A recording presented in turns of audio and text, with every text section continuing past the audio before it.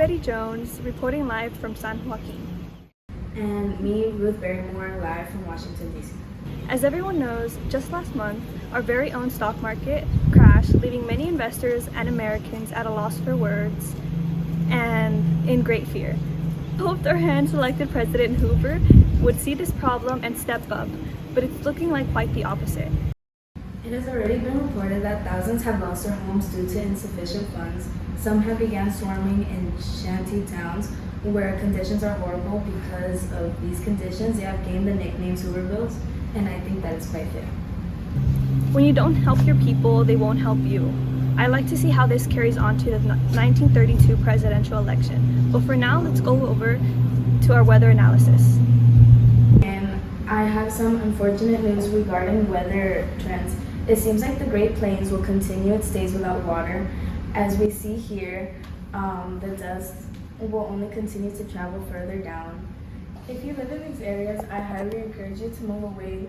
This dust can be extremely dangerous, especially for young folks. Before we leave you today, we have one more segment, and this one's a sound. Yes, Ruth. I'm here with Jean Miller, originally from Oklahoma, but forced to move to California due to horrible living conditions and the search for jobs. However, she has found California isn't what she hoped for. Let's hear from her now. Thank you. Yes, once the Dust Bowl hit, I was forced to pack up my whole life back in Oklahoma just to come here to find work. If only I knew I wouldn't find any. Ever since my arrival, I haven't been welcomed by the locals. Okies is what they call us.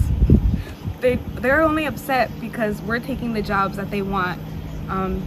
But then again, you were lucky to find a job here.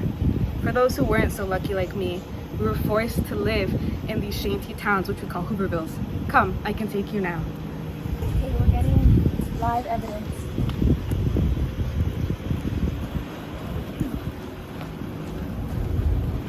This is where many of Americans are forced to live and reside, all because that President Hoover doesn't want to do anything about the depression that we're in. How are we supposed to get through times like this when we have a president who just sits back and watches while he does nothing? Unemployment is only going to get worse from here, and all we can do is pray for better times. Thank you so much for sharing that story. Back to you, Ruth.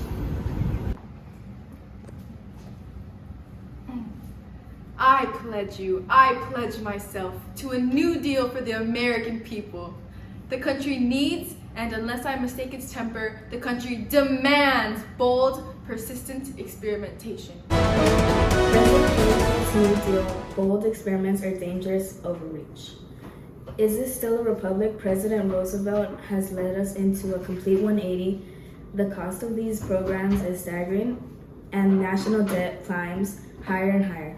This alphabet soup of government agencies like the NRA and the WPA is interfering with enterprises, and yet the president continues forward. Is America trading its liberty for a promise of security? These agencies are beginning to be seen as anti-business. Other news outlets like the Chicago Turbine have said these plans resemble the European fascist crimes that we as a country fought so hard to repel against, but the people have spoken. Let us turn to Betty Jones out on the field in San Joaquin. While the president promises a new deal, many working class families find themselves unrecognized and untouched by it. The wealthy have been spared the burden, while Black Americans, women, and farm laborers see little of the recovery. Is this so-called New Deal actually for all, or was it set up to help the very few?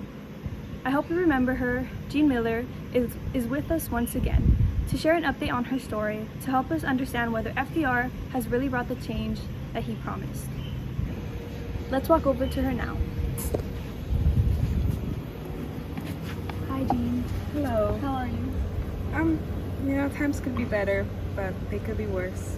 This New Deal is great on paper, and it is, but for those who are white. There are many programs we hear about, like the CCC, but there is more to them than being said. Sure, they offer employment for African Americans, but they don't tell you about the separation. The whites are treated better, and they get easier work, while the African Americans are forced to do the manual labor. Personally, I've been offered work through the WPA, but it's traditional work, domestic work. The white women are given more desirable jobs. The Social Security Act also doesn't help. The wages are poor for us and the benefits are limited. FDR has excluded us from his plan and it's obvious. But what else can we do? Are we supposed to go back to Hoover's way? Is this the best it's gonna get for us? I'm sorry to hear about that. I'm wishing you well. Thank you. Thank you. I'm back in the studio with Ruth. What a tragic story that was. Indeed, and this is just one story out of the thousands of minorities being displaced from their homes, forced to move, and face discrimination. I hope whoever is watching, no matter what demographics you fall under, no matter where you live, I hope you feel and see the tragedy taking place within our country. It is very easy to simply look at the good. We are not denying that FDR has done good for many Americans, but we must fight for more. So let's unite and fight for those without a voice. After all, we are the United States of America. Let's live up to that name.